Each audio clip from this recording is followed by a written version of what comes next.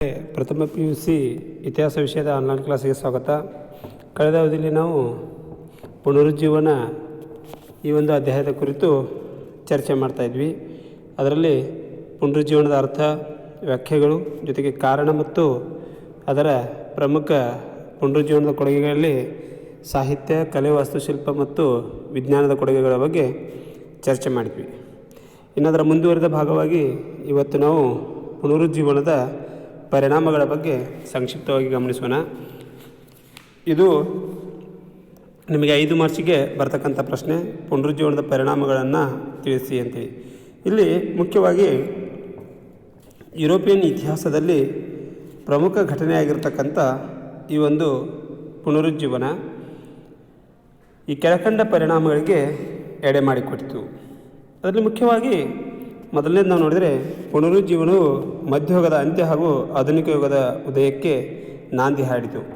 ಯಾಕಂದರೆ ಪುನರುಜ್ಜೀವನ ಕಾಲದಲ್ಲಿ ಆ ಒಂದು ಅವಧಿಯಲ್ಲಿ ನಾವು ಜನರ ಬೌದ್ಧಿಕ ಬದಲಾವಣೆಯನ್ನು ಗಮನಿಸ್ತೀವಿ. ಈ ಬೌದ್ಧಿಕ ಬದಲಾವಣೆಯಿಂದಾಗಿ ಆಧುನಿಕ ಯುಗದ ಆರಂಭ ಅಂತಕ್ಕಂಥದ್ದನ್ನು ನಾವು ನೋಡ್ತೀವಿ. ಹೀಗಾಗಿ ಈ ಪುನರುಜ್ಜೀವನವು ಮಧ್ಯಯುಗದ ಅಂತ್ಯ ಜೊತೆಗೆ ಆಧುನಿಕ ಯುಗದ ಆರಂಭದ ಕೊಂಡಿಯಾಗಿ ಇತ್ತು ಅಂತಕ್ಕಂಥದ್ದನ್ನು ನಾವು ನೋಡ್ಬೋದು. ಎರಡನೇದು, ಯುರೋಪಿನಲ್ಲುಂಟಾದ ಬೌದ್ಧಿಕ ಬೆಳವಣಿಗೆಯಿಂದಾಗಿ ರಾಜರು ಮತ್ತು ಜನತೆ ಚರ್ಚಿನ ಬಿಗಿ ಹಿಡಿತದಿಂದ ಹೊರಬಂದು ಸ್ವತಂತ್ರರಾದರು. ಅಂದರೆ ಯುರೋಪಿನಲ್ಲೇ ಆಗಿರ್ತಕ್ಕಂಥ ಈ ಒಂದು ಬೌದ್ಧಿಕ ಬೆಳವಣಿಗೆ ಪುನರುಜ್ಜೀವನದಿಂದ ರಾಜರ ಮತ್ತು ಜನತೆ ಚರ್ಚಿನ ಬಿಗಿ ಹಿಡಿತದಿಂದ ಹೊರಬಂದು ಸ್ವತಂತ್ರವಾಗಿ ವಿಚಾರ ಮಾಡಲಿಕ್ಕೆ ಆರಂಭಿಸಿದರು.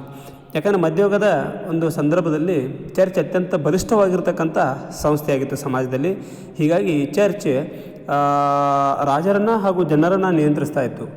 ಹಾಗೂ ಚರ್ಚಿನ ಪ್ರಮುಖ ಅಧಿಕಾರಿಗಳು ಮಾಡ್ತಕ್ಕಂಥ ಒಂದು ಶೋಷಣೆ ಜನಸಾಮಾನ್ಯರಿಗೆ ಈ ಪುನರುಜ್ಜೀವನದಿಂದಾಗಿ ಅರ್ಥವಾಯಿತು.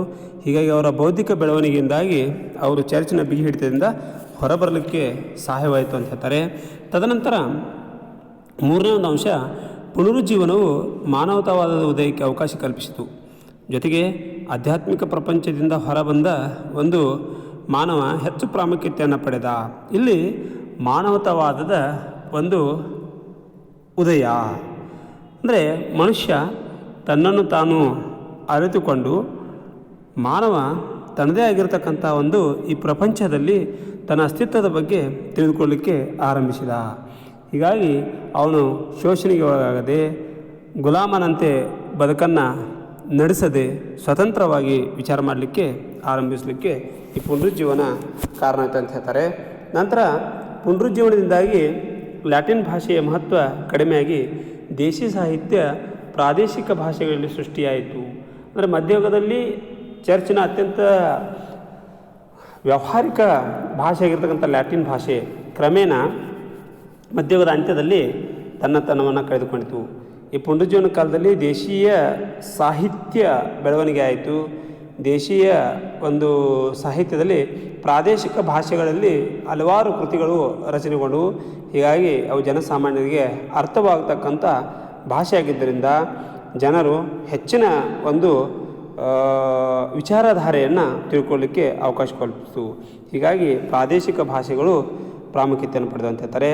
ನಂತರ ಐದನೇದು, ಪುನರುಜ್ಜೀವನದಿಂದಾಗಿ ಚರ್ಚ್ ಬಿಗಿ ಹಿಡಿತದಿಂದ ಹೊರಬಂದ ಕಲೆ ಮತ್ತು ವಾಸ್ತುಶಿಲ್ಪವು ಹೆಚ್ಚು ಪ್ರಗತಿ ಹೊಂದಿತು. ಜಾತ್ಯತೀತ ಹಾಗೂ ಮಾನವನಿಗೆ ಸಂಬಂಧಿಸಿದ ಕಲೆ ಅಪಾರ ಬೆಳವಣಿಗೆ ಆಯಿತು ಅಂತ ಹೇಳ್ತಾರೆ. ಇದು ಮುಖ್ಯವಾಗಿ ಚರ್ಚಿನ ಹಿಡಿತದಲ್ಲಿರ್ತಕ್ಕಂಥ ಈ ಕಲೆ ಮತ್ತು ವಾಸ್ತುಶಿಲ್ಪ ಕ್ಷೇತ್ರವೂ ಕೂಡ ಸ್ವತಂತ್ರಗೊಂಡಿತು. ಹಾಗೂ ಜಾತ್ಯತೀತ ಹಾಗೂ ಮಾನವನಿಗೆ ಸಂಬಂಧಿಸಿದ ಕಲೆ ಅಪಾರವಾಗಿರ್ತಕ್ಕಂಥ ಬೆಳವಣಿಗೆಯನ್ನು ಹೊಂದಿತು ಅಂತ ಹೇಳ್ತಾರೆ. ಅದರ ಜೊತೆಗೆ ಆರನೇದು, ಪುನರುಜ್ಜೀವನವು ಪ್ರಾಚೀನ ಗ್ರೀಕ್ ಮತ್ತು ರೋಮನ್ ಶಾಸ್ತ್ರೀಯ ಅಧ್ಯಯನಕ್ಕೆ ಹೆಚ್ಚು ಮಹತ್ವ ನೀಡಿತು.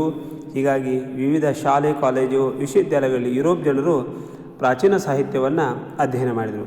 ಅಂದರೆ ಶೈಕ್ಷಣಿಕವಾಗಿಯೂ ಉತ್ತಮವಾಗಿರ್ತಕ್ಕಂಥ ಅವಕಾಶವನ್ನು ಹೊಂದಿರತಕ್ಕಂಥ ಈ ಒಂದು ಪುನರುಜ್ಜೀವನ ಆ ಕಾಲದಲ್ಲಿ ಶಿಕ್ಷಣ ಪ್ರಗತಿ ಹೊಂದಿತು.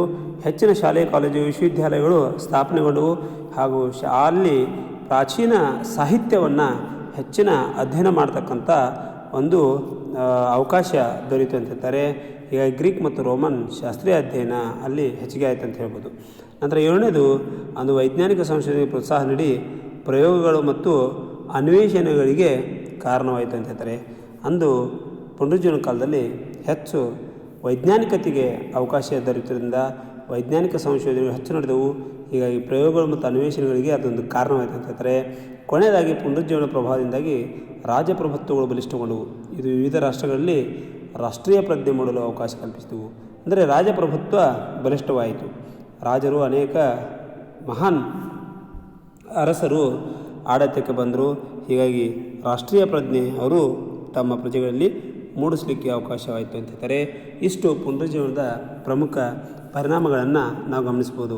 ಇನ್ನು ಮುಂದುವರೆದು ಇದರಲ್ಲಿ ಇನ್ನೊಂದು ಅಂಶ 7.3 ಧಾರ್ಮಿಕ ಸುಧಾರಣೆ ಅಂತ ಬರ್ತದೆ. ಈ ಧಾರ್ಮಿಕ ಸುಧಾರಣೆಯಲ್ಲಿ ಧಾರ್ಮಿಕ ಸುಧಾರಣೆ ಅಂದ್ರೇನು, ಧಾರ್ಮಿಕ ಸುಧಾರಣೆಯ ಕಾರಣಗಳು, ಧಾರ್ಮಿಕ ಸುಧಾರಣೆಯಲ್ಲಿ ಪ್ರಮುಖವಾಗಿರ್ತಕ್ಕಂಥ ಗತಿ, ಜೊತೆಗೆ ಧಾರ್ಮಿಕ ಸುಧಾರಣೆಯಲ್ಲಿ ಮಾರ್ಟಿನ್ ಲೂಥರ್ನ ಪಾತ್ರ, ಪ್ರತಿ ಸುಧಾರಣೆ, ಜೊತೆಗೆ ಧಾರ್ಮಿಕ ಸುಧಾರಣೆಯ ಪರಿಣಾಮಗಳನ್ನ ನಾವು ನೋಡ್ತೀವಿ. ಇಲ್ಲಿ ಮತ ಸುಧಾರಣೆ ಅಂತಕ್ಕಂಥ ಒಂದು ಪಾಠ ಅಥವಾ ಧಾರ್ಮಿಕ ಸುಧಾರಣೆ ಅಂತಕ್ಕಂಥದ್ದನ್ನು ನಾವು ನೋಡ್ತೀವಿ. ಏನಿದು ಧಾರ್ಮಿಕ ಸುಧಾರಣೆ?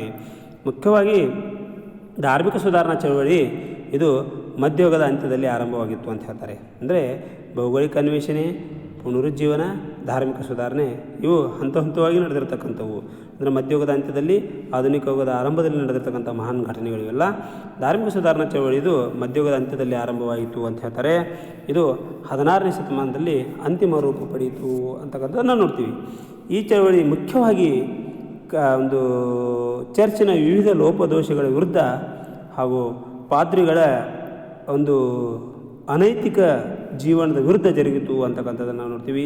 ಈ ಚಳವಳಿಯ ಮುಖ್ಯ ಗುರಿ ಚರ್ಚ್ ಶ್ರೇಣೀಕೃತ ವ್ಯವಸ್ಥೆಯಲ್ಲಿ ಉನ್ನತ ಅಧಿಕಾರಿಯಾದ ಪೋಪ್ ಮುಖ್ಯವಾಗಿ ಅವನ ಜೀವನವನ್ನು ಬದಲಿಸುವುದಾಗಿತ್ತು. ಇಲ್ಲಿ ಈ ಧಾರ್ಮಿಕ ಸುಧಾರಣೆ ಅಂದರೆ ಏನು ಅನ್ನೋಕ್ಕಿಂತ ಪೂರ್ವದಲ್ಲಿ ಅದರ ಒಂದು ಸ್ವಲ್ಪ ಹಿನ್ನೆಲೆಯನ್ನು ನಿಮ್ಮ ಗಮನಕ್ಕೆ ನಾನು ತರಲಿಕ್ಕೆ ಇಷ್ಟಪಡ್ತೀನಿ. ಮಧ್ಯಯುಗದ ಅವಧಿಯಲ್ಲಿ ಈ ಒಂದು ರೋಮನ್ ಕ್ಯಾಥೋಲಿಕ್ ಅಂತಕ್ಕಂಥ ಚರ್ಚ್ ಅತ್ಯಂತ ಬಲಿಷ್ಠವಾಗಿ ಅದು ಸಂಪೂರ್ಣ ಸಮಾಜದ ವ್ಯವಸ್ಥೆಯನ್ನು ನಿಯಂತ್ರಿಸುವಷ್ಟು ಮಟ್ಟಿಗೆ ಬೆಳೆದಿತ್ತು. ಅಂದರೆ ಚರ್ಚಿನ ಪ್ರಮುಖ ಅಧಿಕಾರಿಗಳು, ಚರ್ಚಿನ ಅಧಿಕಾರಿಗಳಲ್ಲಿ ಆ ಚರ್ಚಿನ ಮುಖ್ಯಸ್ಥನಾಗಿರ್ತಕ್ಕಂಥ ಪೋಪ್ ಈ ಒಂದು ಸಮಾಜದಲ್ಲಿ ತಾನೇ ದೈವಾಂಶ ಸಂಭೂತ, ತಾನೇ ಎಲ್ಲವನ್ನ ತನ್ನ ಅಧಿಕಾರವನ್ನು ದುರುಪಯೋಗಪಡಿಸಿಕೊಂಡಿರ್ತಕ್ಕಂಥವನು ಸಮಾಜವನ್ನು ತನ್ನ ಹಿಡಿತದಲ್ಲಿಟ್ಕೊಳ್ಳಿಕ್ಕೆ ಪ್ರಯತ್ನಪಟ್ಟ ಹಾಗೂ ಸಾಮಾನ್ಯ ಜನರನ್ನು ಶೋಷಣೆ ಮಾಡಲಿಕ್ಕೆ ಆರಂಭಿಸಿದರು ಪೋಪರು. ಹೀಗಾಗಿ ಧಾರ್ಮಿಕ ಸುಧಾರಣೆಯ ಈ ಒಂದು ಧರ್ಮದಲ್ಲಿ ಸುಧಾರಣೆ ಅಂದರೆ ಯೇಸು ಕ್ರಿಸ್ತನ ತತ್ವಗಳನ್ನು, ಯೇಸು ಕ್ರಿಸ್ತನ ಸರಳ ಜೀವನವನ್ನು ಪ್ರತಿಪಾದಿಸಬೇಕಾಗಿರ್ತಕ್ಕಂಥ ಆ ಧರ್ಮದ ಮುಖ್ಯಸ್ಥರಾಗಿರ್ತಕ್ಕಂಥ ಪೋಪರು ಮಾಡ್ತಕ್ಕಂಥ ಅನ್ಯಾಯದ ವಿರುದ್ಧ ಈ ಒಂದು ಚಳವಳಿ ಆಯಿತು ಅಂತ ಹೇಳ್ತಾರೆ. ಇದಕ್ಕೆ ಕಾರಣ ಇಷ್ಟು. ಇಲ್ಲಿ ಧಾರ್ಮಿಕ ಸುಧಾರಣೆ ಮೊದಲು ಜರ್ಮನಿಯಲ್ಲಿ ಆರಂಭವಾಯಿತು. ನಂತರ ಯುರೋಪಿನ ಎಲ್ಲ ರಾಷ್ಟ್ರಗಳಲ್ಲಿ, ಅದರಲ್ಲೂ ಇಂಗ್ಲೆಂಡ್, ಫ್ರಾನ್ಸ್, ಸ್ವಿಟ್ಜರ್ಲ್ಯಾಂಡ್ ಹಾಗೂ ಸ್ಕಾಟ್ಲ್ಯಾಂಡ್ಗಳಂತಲ್ಲಿ ಈ ರಾಷ್ಟ್ರಗಳಲ್ಲಿ ಕೂಡ ಹರಡಿತು ಅಂತ ಹೇಳ್ತಾರೆ. ಯುರೋಪಿನ ವಿವಿಧ ಭಾಗಗಳಲ್ಲಿ ಕ್ರಾಂತಿಕಾರಿಗಳ ಗುಂಪು ಪೋಪ್ನ ಪರಮಾಧಿಕಾರ, ರೋಮನ್ ಕ್ಯಾಥೋಲಿಕ್ನ ಚರ್ಚ್ಗಳನ್ನ ಪ್ರಶ್ನಿಸಿದರು. ಈಗ ವಿವಿಧ ರಾಷ್ಟ್ರಗಳಲ್ಲಿ ಪ್ರೊಟೆಸ್ಟೆಂಟ್ ಚರ್ಚ್ಗಳು ಉದಯಕ್ಕೆ ಅವಕಾಶ ಕಲ್ಪಿಸಿಕೊಡ್ತೀವಿ ಈ ಧಾರ್ಮಿಕ ಸುಧಾರಣೆ ಚಳವಳಿ. ಇಲ್ಲಿ ಮುಖ್ಯವಾಗಿ ನಾವು ಒಂದು ಅಂಶ ಗಮನಿಸಿ, ರೋಮನ್ ಕ್ಯಾಥೋಲಿಕ್ ಚರ್ಚಿನ ದುರಾಡಳಿತದ ವಿರುದ್ಧ ನಡೆದ ಒಂದು ಸುಧಾರಣೆಯ ಚಳವಳಿಯೇ ಧಾರ್ಮಿಕ ಸುಧಾರಣೆ ಎಂದು ಕರೆಯಲ್ಪಟ್ಟಿದೆ. ಈ ಚಳವಳಿಯ ನಾಯಕ ಮಾರ್ಟಿನ್ ಲೂಥರ್. ಹೀಗಾಗಿ ಇವನನ್ನು ಧಾರ್ಮಿಕ ಸುಧಾರಣೆಯ ಪಿತಾಮಹ ಅಂತ ಕೂಡ ಕರೀತಾರೆ, ಅಥವಾ ಧಾರ್ಮಿಕ ಸುಧಾರಣಾ ಚಳವಳಿಯ ಪ್ರಮುಖ ಅಂತ ಇವನನ್ನು ಕರೀತಾರೆ. ಈ ಚಳವಳಿ ಯುರೋಪ್ ಜನತೆಯಲ್ಲಿ ಮಧ್ಯಯುಗದಿಂದ ಆಧುನಿಕ ಯುಗಕ್ಕೆ ಸ್ಥಿತ್ಯಾಂತರಗೊಳಿಸಿತು ಅಂತ ಹೇಳ್ತಾರೆ. ಇನ್ನು ಈ ಧಾರ್ಮಿಕ ಸುಧಾರಣೆಯ ಮುಖ್ಯವಾಗಿರತಕ್ಕಂಥ ಕಾರಣಗಳು, ಇಲ್ಲಿ ಮುಖ್ಯವಾಗಿ ನಾವು ನೋಡ್ತಕ್ಕಂಥ ಕಾರಣಗಳಲ್ಲಿ ಧಾರ್ಮಿಕ ಸುಧಾರಣೆ ಚಳವಳಿಯ ಕಾರಣ, ಒಂದು ಧಾರ್ಮಿಕ ಕಾರಣಗಳು, ಎರಡನೇದು ಪುನರುಜ್ಜೀವನದ ಪ್ರಭಾವ, ಮೂರನೇದು ಮುಖ್ಯವಾಗಿ ನಾವು ನೋಡ್ತಕ್ಕಂಥದ್ದು ರಾಜಕೀಯ ಕಾರಣಗಳು, ಆಮೇಲೆ ನಾಲ್ಕನೇದು ಆರ್ಥಿಕ ಕಾರಣಗಳು, ಐದನೇದು ತತ್ಕ್ಷಣದ ಕಾರಣ ಅಥವಾ ಕ್ಷಮಾಪನಾ ಪತ್ರಗಳ ಮಾರಾಟ. ಇಷ್ಟು ಈ ಪುನರುಜ್ಜೀವನದ ಕಾರಣಗಳನ್ನು ನಾವು ನೋಡ್ತೀವಿ. ನೇರವಾದ ಪ್ರಶ್ನೆ 10 ಮಾರ್ಕ್ಸಿಗೆ ಇರ್ತದೆ. ಧಾರ್ಮಿಕ ಸುಧಾರಣಾ ಚಳವಳಿಯ ಕಾರಣ ಮತ್ತು ಪರಿಣಾಮಗಳನ್ನು ಬರೆಯಿರಿ. ಇಲ್ಲಿ ಮುಖ್ಯವಾಗಿ ಧಾರ್ಮಿಕ ಸುಧಾರಣೆ ರಾಜಕೀಯ ಸಂಬಂಧ, ಆರ್ಥಿಕ ಜೊತೆಗೆ ಪುನರುಜ್ಜೀವನದ ಪ್ರಭಾವ ಮತ್ತು ಧಾರ್ಮಿಕ ಕಾರಣಗಳು ಹಾಗೂ ತತ್ಕ್ಷಣದ ಕಾರಣಗಳಲ್ಲಿ ಒಂದೊಂದಾಗಿ ಒಂದು ಸ್ವಲ್ಪ ನಾವು ಚರ್ಚೆ ಮಾಡೋಣ. ಮೊದಲನೇದು ಧಾರ್ಮಿಕ ಕಾರಣಗಳನ್ನು ನೋಡಿದರೆ, ಇಲ್ಲಿ ನಿಮಗಾಗಲೇ ನಾನು ಚರ್ಚೆ ಮಾಡಿದ ಹಾಗೆ ರೋಮನ್ ಕ್ಯಾಥೋಲಿಕ್ ಚರ್ಚಿನ ದುರಾಡಳಿತದ ವಿರುದ್ಧ ಆಗಿರ್ತಕ್ಕಂಥ ಒಂದು ಚಳವಳಿ, ಅದನ್ನು ಧಾರ್ಮಿಕ ಸುಧಾರಣಾ ಚಳವಳಿ ಅಂತೀವಿ. ಈ ಧಾರ್ಮಿಕ ಸುಧಾರಣಾ ಚಳವಳಿಗೆ ಪ್ರಮುಖವಾಗಿ ಧಾರ್ಮಿಕ ಕಾರಣಗಳನ್ನು ನೋಡಿದೆ. ಒಂದು ಸಂಕ್ಷಿಪ್ತವಾದ ವಿಷಯ ನಾನು ನಿಮಗೆ ಇಲ್ಲಿ ಹೇಳಲಿಕ್ಕೆ ಬಯಸ್ತೀನಿ. ರೋಮನ್ ಕ್ಯಾಥೋಲಿಕ್ ಚರ್ಚ್ಗಳಲ್ಲಿ ಅನೇಕ ದುರಾಚಾರಗಳು ನಡೀತಾ ಇದ್ದವು ಧರ್ಮದಲ್ಲಿ. ಅವುಗಳಲ್ಲಿ ಚರ್ಚಿನ ಪ್ರಮುಖ ಹುದ್ದೆಗಳನ್ನು ಹೆಚ್ಚಿನ ಹಣ ನೀಡಿದವರಿಗೆ ಮಾರುವುದಾಗಿತ್ತು. ಅಂದರೆ ಪೋಪ್ ಹಣದ ಆಶೆಯಿಂದ ಚರ್ಚಿನ ನಾನಾ ಹುದ್ದೆಗಳನ್ನು ಮಾರಿದ. ಜೊತೆಗೆ ಒಬ್ಬ ವ್ಯಕ್ತಿ ಒಂದಕ್ಕಿಂತ ಹೆಚ್ಚು ಹುದ್ದೆಯನ್ನು ಹೊಂದುವುದು ಇತ್ತಲ್ಲಿ. ಅಂದರೆ ರೊಕ್ಕಿದ್ದವರು 2-3 ಹುದ್ದೆಗಳನ್ನು ಪಡೆದುಕೊಳ್ಳುವಂಥ ಅವಕಾಶ ಇತ್ತು. ಪಾದ್ರಿಗಳು ಸಹ ರಹಸ್ಯ ಹಾಗೂ ಅನೈತಿಕ ಜೀವನ ನಡೆಸಿದರು. ಅಂದರೆ ಬ್ರಹ್ಮಚಾರಿಗಳಾಗಿರಬೇಕಾಗಿರ್ತಕ್ಕಂಥ ಪೋಪ್ ಮತ್ತು ಪಾದ್ರಿಗಳು ಜನರಿಗೆ ಒಂದು ಧರ್ಮದ ಉಪದೇಶವನ್ನು ಮಾಡಬೇಕಾಗಿರ್ತಕ್ಕಂಥವರು ಅನೈತಿಕ ಮತ್ತು ರಹಸ್ಯ ಜೀವನವನ್ನು ನಡೆಸಲಿಕ್ಕೆ ಆರಂಭಿಸಿದರು. ಜೊತೆಗೆ ಪೋಪ್ ಮತ್ತು ಪಾದ್ರಿಗಳು ವಿಲಾಸಿ ಜೀವನವನ್ನು ನಡೆಸ್ತಾ ಇದ್ದರು. ಅಂದರೆ ಸುಖ ಸಂಪತ್ತು ಭೋಗದ ಜೀವನವನ್ನು ನಡೆಸ್ತಕ್ಕಂಥವ್ರು ಇವರು. ಅಂದರೆ ಸರಳ ಸಜ್ಜನಿಕೆಯ ಜೀವನವನ್ನು ನಡೆಸುವುದರ ಬದಲಾಗಿ ಪೋಪ್ ಮತ್ತು ಪಾದ್ರಿಗಳು ವಿಲಾಸಿ ಜೀವನವನ್ನು ನಡೆಸಲಿಕ್ಕೆ ಆರಂಭಿಸಿದರು. ಜೊತೆಗೆ ಅಷ್ಟೇ ಅಲ್ಲದೆ ಯೇಸು ಕ್ರಿಸ್ತನ ಸರಳತೆ, ಕ್ಷಮಾಗುಣ ಮೊದಲಾದ ತತ್ವಗಳನ್ನು ಚರ್ಚ್ಗಳು ಸಂಪೂರ್ಣವಾಗಿ ಮರೆತುಬಿಟ್ಟು. ಹೀಗಾಗಿ ಇದನ್ನು ಗಮನಿಸಿರ್ತಕ್ಕಂಥ ಕೆಲವೊಂದಿಷ್ಟು ಜನ ಇಂಥ ಅನೀತಿಗಳ ವಿರುದ್ಧ ಕೋಪಗೊಂಡು ಧಾರ್ಮಿಕ ಸುಧಾರಣೆಗೆ ಮುಂದಾದರು. ಇದು ಧಾರ್ಮಿಕ ಕಾರಣವಾಯಿತು ಅಂತಕ್ಕಂಥದ್ದನ್ನು ನಾವಿಲ್ಲಿ ಗಮನಿಸ್ಬೋದು. ಇನ್ನು ಮತ್ತೊಂದು ಅಂಶ, ಎರಡನೇ ಒಂದು ಕಾರಣ ನಾವು ನೋಡಿದ್ರೆ ಪುನರುಜ್ಜೀವನದ ಪ್ರಭಾವ. ಇಲ್ಲಿ ಪುನರುಜ್ಜೀವನದಲ್ಲಿ ಮುಖ್ಯವಾಗಿ ನಾವು ಪರೋಕ್ಷವಾಗಿ ಧಾರ್ಮಿಕ ಸುಧಾರಣೆ ಮೇಲೆ ಪುನರುಜ್ಜೀವನ ಪ್ರಭಾವ ಬೀರಿತು. ಇದೊಂದು ಪರಿಣಾಮ ಅಂತ ಹೇಳ್ತೇವೆ ನಾವು. ಯಾಕಂದರೆ ಪುನರುಜ್ಜೀವನ ಕಾಲದಲ್ಲಿ ಜನರ ಬೌದ್ಧಿಕ ಮಟ್ಟ ವಿಸ್ತಾರಗೊಂಡಿತು. ಇದರಲ್ಲಿ ವಿಮರ್ಶಾತ್ಮಕ ಪ್ರವೃತ್ತಿ ಬೆಳೆಯಿತು. ವ್ಯಕ್ತಿವಾದ, ವಿಚಾರ ಮತ್ತು ಅವ್ಯಕ್ತಿ ಸ್ವಾತಂತ್ರ್ಯವಾದಗಳು ಬೆಳೆಯಿತು. ಹೀಗಾಗಿ ವಿಶಾಲವಾದ ಮನಸ್ಸು, ಆತ್ಮವಿಶ್ವಾಸ ಹಾಗೂ ಸ್ವಾವಲಂಬನೆಗಳನ್ನ ವೃದ್ಧಿಸಿರ್ತಕ್ಕಂಥ ಈ ಪುನರುಜ್ಜೀವನ ಮಾನವತಾವಾದಿಗಳು ಚರ್ಚಿನ ಭ್ರಷ್ಟಾಚಾರವನ್ನು ಖಂಡಿಸಲಿಕ್ಕೆ ಆರಂಭಿಸಿದರು. ಇವರು ತಮ್ಮ ಬರವಣಿಗೆಯ ಮೂಲಕ ಪಾದ್ರಿಗಳನ್ನ ಅಪಹಾಸ್ಯ ಮಾಡಿದರು. ಅದೇ ರೀತಿ ಚರ್ಚಿನ ನಾಚಿಕೆಗೇಡಿತನವನ್ನು ಬಹಿರಂಗಗೊಳಿಸಿದರು. ಈ 14ನೇ ಶತಮಾನದಲ್ಲಿ ಧಾರ್ಮಿಕ ಸುಧಾರಣಾ ಉಷಾತಾರೆ ಎಂದೇ ಕರೆಯಲ್ಪಡ್ತಕ್ಕಂಥ ಇಂಗ್ಲೆಂಡಿನ ಜಾನ್ ವೆಕ್ಲಿಫ್ ಚರ್ಚಿನ ದುರಾಚಾರಗಳ ವಿರುದ್ಧ ಪ್ರತಿಭಟಿಸಿದ್ದಕ್ಕಾಗಿ ಅವನನ್ನು ನಾಸ್ತಿಕ ಎಂದು ಘೋಷಿಸಿ ಮರಣದಂಡನೆಗೆ ಒಳಪಡಿಸಲಾಯಿತು. ಅಂದರೆ ಪುನರುಜ್ಜೀವನ ಯಾವ ರೀತಿ ಧಾರ್ಮಿಕ ಸುಧಾರಣೆಗೆ ಕಾರಣವಾಗಿತ್ತಂದರೆ, ಬೌದ್ಧಿಕವಾಗಿ ಒಂದು ಬೆಳೆದಿರ್ತಕ್ಕಂಥ ಮನುಷ್ಯ, ಬೌದ್ಧಿಕವಾಗಿ ತಿಳುವಳಿಕೆಯನ್ನು ಹೊಂದಿರತಕ್ಕಂಥ ಜನರು ವ್ಯಕ್ತಿವಾದವನ್ನು ಪ್ರತಿಪಾದಿಸಿದರು. ಹಾಗೂ ಆಗತಕ್ಕಂಥ ಅನ್ಯಾಯವನ್ನು ಅಭಿವ್ಯಕ್ತಗೊಳಿಸ್ತಕ್ಕಂಥ ಸ್ವಾತಂತ್ರ್ಯವನ್ನು ಪಡೆದಿದ್ದರು. ಮಾನವತಾವಾದಿಗಳು ಅಲ್ಲಿ ತಲೆ ಎತ್ತಿದರು. ಅವರು ಚರ್ಚಿನ ದುರಾಡಳಿತದ ವಿರುದ್ಧ ಜನಸಾಮಾನ್ಯರಿಗೆ ತಿಳುವಳಿಕೆಯನ್ನು ಮೂಡಿಸಿದರು. ಜನಸಾಮಾನ್ಯರು ಅದನ್ನು ಗಮನಿಸಿ ಪೋಪರು ಮಾಡ್ತಕ್ಕಂಥ ಈ ಒಂದು ಭ್ರಷ್ಟ ಅನಾಚಾರ ಹಾಗೂ ಅನೈತಿಕ ಜೀವನ ಅದನ್ನು ವಿರೋಧಿಸುವಂತೆ ಮಾಡಿದರು. ಹೀಗಾಗಿ ಆ ಒಂದು ಇದರ ನೇತೃತ್ವ ವಹಿಸಿರ್ತಕ್ಕಂಥ ಜಾನ್ ವೆಕ್ಲಿಫ್ ಧಾರ್ಮಿಕ ಸುಧಾರಣೆ ಉಷಾತಾರೆ ಅಂತ ಏನು ಕರೀತಾರೆ, ಇಂಗ್ಲೆಂಡ್ನವರವರು ಅವರನ್ನು ನಾಸ್ತಿಕ ಅಂತ ಬಗೆದು ಚರ್ಚಿನ ಅಧಿಕಾರಿಗಳು ಮರಣದಂಡನೆಗೊಳಿಸಿದರು. ಇದು ಕೂಡ ಸಾಮಾನ್ಯ ಜನರು ಗಮನಿಸಿದರು. ಹೀಗಾಗಿ ಚರ್ಚಿನ ಈ ದುರಾಡಳಿತದ ವಿರುದ್ಧ ಬೌದ್ಧಿಕವಾಗಿ ಎಚ್ಚರಗೊಂಡಿರ್ತಕ್ಕಂಥ ಜನ ಅವರನ್ನು ವಿರೋಧಿಸಿ ಅದರ ವಿರುದ್ಧ ಹೋರಾಡಲಿಕ್ಕೆ ಮುಂದಾದರು. ಇದು ಕೂಡ ಪುನರುಜ್ಜೀವನವೂ ಕೂಡ ಧಾರ್ಮಿಕ ಸುಧಾರಣೆಗೆ ನೇರವಾದ ಕಾರಣವಾಗಿತ್ತು ಅಂತ ಹೇಳ್ತಾರೆ. ಇಷ್ಟು ಮುಖ್ಯವಾಗಿರ್ತಕ್ಕಂಥ ಅಂಶ ನಾವಿಲ್ಲಿ ಗಮನಿಸ್ಬೋದು. ಇನ್ನು ರಾಜಕೀಯವಾಗಿ ನೋಡಿದರೆ ಪುನರುಜ್ಜೀವನದ ರಾಜಕೀಯ ಒಂದು ಕಾರಣಗಳನ್ನು ನೋಡಿದರೆ ಧಾರ್ಮಿಕ ಸುಧಾರಣೆಯ ಒಂದು ರಾಜಕೀಯ ಕಾರಣವನ್ನು ಗಮನಿಸಿದರೆ, ಇಲ್ಲಿ 16ನೇ ಶತಮಾನದಲ್ಲಿ ಯುರೋಪಿನಲ್ಲಿ ರಾಷ್ಟ್ರೀಯತೆ ಬೆಳವಣಿಗೆ ಆಯಿತು. ಹೀಗಾಗಿ ನಿರಂಕುಶ ಪ್ರಭುತ್ವ ಹೆಚ್ಚಾಯಿತು.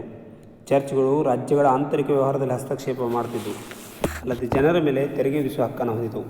ಜೊತೆಗೆ ಪೋಪ್ ಯುರೋಪಿನ ಎಲ್ಲ ಚರ್ಚ್ಗಳ ಪದಾಧಿಕಾರಿಗಳನ್ನು ನೇಮಕ ಮಾಡುತ್ತಿದ್ದನಲ್ಲದೆ ನ್ಯಾಯಾಂಗ ಅಧಿಕಾರವನ್ನು ಹೊಂದಿದ. ಇದು ರಾಜರು ಹಾಗೂ ಜನತೆಗೆ ಇಷ್ಟವಾಗಲಿಲ್ಲ. ಆದ್ದರಿಂದ ರಾಜರುಗಳು ಚರ್ಚ್ಗಳ ಅಧಿಕಾರವು ಧಾರ್ಮಿಕ, ನೈತಿಕ ಮತ್ತು ಆಧ್ಯಾತ್ಮಿಕ ವ್ಯವಹಾರಗಳಿಗೆ ಮಾತ್ರ ಸೀಮಿತವಾಗಿರುವುದೆಂದು ಭಾವಿಸಿದರು. ಹೀಗಾಗಿ ಪೋಪ್ನ ಅಧಿಕಾರವನ್ನು ಹತ್ತಿಕ್ಕಲು ಅವರು ಪ್ರಯತ್ನಿಸಿದರು. ಇಲ್ಲಿ ಆತ್ಮೀಯ ವಿದ್ಯಾರ್ಥಿಗಳು ಗಮನಿಸಿ, 16ನೇ ಶತಮಾನದಲ್ಲಿ ಉಂಟಾದ ಒಂದು ರಾಜಪ್ರಭುತ್ವ, ರಾಜರು ಬಲಿಷ್ಠಗೊಂಡರು. ಆದರೆ ಅದೇ ವೇಳೆಯಲ್ಲಿ ಮಧ್ಯಯುಗದಲ್ಲಿ ಚರ್ಚ್ ಅತ್ಯಂತ ಬಲಿಷ್ಠವಾಗಿತ್ತು. ಅದನ್ನು ಮುಂದುವರಿಸಲಿಕ್ಕೆ ಪ್ರಯತ್ನ ಪಡ್ತು. ಹೀಗಾಗಿ ಚರ್ಚ್ಗಳು ಏನು ಮಾಡಿದವು, ರಾಜನ ಆಂತರಿಕ ವ್ಯವಹಾರದಲ್ಲಿ ಹಸ್ತಕ್ಷೇಪ ಮಾಡಲಿಕ್ಕೆ ಆರಂಭಿಸಿತು. ಚರ್ಚಿನ ಉನ್ನತ ಅಧಿಕಾರಿ ಪೋಪ್ ಯುರೋಪಿನ ಎಲ್ಲ ಚರ್ಚಿನ ಪಾದ್ರಿಗಳನ್ನು ನೇಮಕ ಮಾಡುವಂಥ ಹಕ್ಕನ್ನು ಹೊಂದಿದ. ಅಷ್ಟೇ ಅಲ್ಲದೆ ನ್ಯಾಯಾಂಗದ ಅಧಿಕಾರವನ್ನು ಹೊಂದಿದ. ಹೀಗಾಗಿ ರಾಜನಿಗೆ ಅಲ್ಲಿ ಬೆಲೆ ಸಿಗಲಿಲ್ಲ. ರಾಜ ಪೋಪ್ನ ಈ ಅಧಿಕಾರವನ್ನು ಪ್ರಶ್ನಿಸಲಿಕ್ಕೆ ಆರಂಭಿಸಿದ. ಯಾಕಂದರೆ ರಾಜಕೀಯದಲ್ಲಿ ಮುಖ್ಯಸ್ಥನಾಗಿರಬೇಕಾಗಿರ್ತಕ್ಕಂಥ ರಾಜ ಅವನನ್ನು ಪೋಪ್ ನಿಯಂತ್ರಿಸಲಿಕ್ಕೆ ಪ್ರಯತ್ನ ಪಟ್ಟ. ಇದು ರಾಜ ಮತ್ತು ಪೋಪನ ನಡುವೆ ಆಂತರಿಕ ಕಲಹಕ್ಕೆ ಕಾರಣವಾಯಿತು. ಹಾಗೂ ಈ ಪೋಪ್ನ ರಾಜಕೀಯ ಹಸ್ತಕ್ಷೇಪ ಜನರಿಗೂ ಕೂಡ ಇಷ್ಟವಾಗಲಿಲ್ಲ. ಹೀಗಾಗಿ ರಾಜರು ಚರ್ಚ್ನ ಅಧಿಕಾರ ಧಾರ್ಮಿಕ ಮತ್ತು ನೈತಿಕ ಹಾಗೂ ಆಧ್ಯಾತ್ಮಿಕ ವ್ಯವಹಾರಕ್ಕೆ ಮಾತ್ರ ಸೀಮಿತವಾಗಿರ್ಬೇಕಂತೇಳಿ ಪೋಪರಿಗೆ ಗಮನಕ್ಕೆ ತರಕ್ಕೆ ಬಸ್ತು. ಆದರೆ ಪೋಪ್ ಅದನ್ನು ಮನಗಾಣದೆ ರಾಜಕೀಯವಾಗಿ ಹಸ್ತಕ್ಷೇಪ ಮಾಡಿದ. ನ್ಯಾಯಾಂಗದಲ್ಲಿ ತನ್ನ ಹಿಡಿತವನ್ನು ಸಾಧಿಸಲಿಕ್ಕೆ ಪ್ರಯತ್ನಪಟ್ಟ. ಹೀಗಾಗಿ ಪೋಪ್ನ ಈ ಅಧಿಕಾರವನ್ನು ಹತ್ತಿಕ್ಕಲಿಕ್ಕೆ ಜನ ಹಾಗೂ ರಾಜರು ಮುಂದಾದರು. ಇದು ಕೂಡ ಧಾರ್ಮಿಕ ಸುಧಾರಣೆಗೆ ಕಾರಣವಾಯಿತು ಅಂತ ಹೇಳ್ತಾರೆ. ಇನ್ನು ಮುಂದೆ ಆರ್ಥಿಕ ಕಾರಣಗಳು ಮತ್ತು ತತ್ಕ್ಷಣದ ಕಾರಣಗಳನ್ನು ನಾವು ನಾಳೆ ದಿನ ಚರ್ಚೆ ಮಾಡೋಣ. ಧನ್ಯವಾದಗಳು.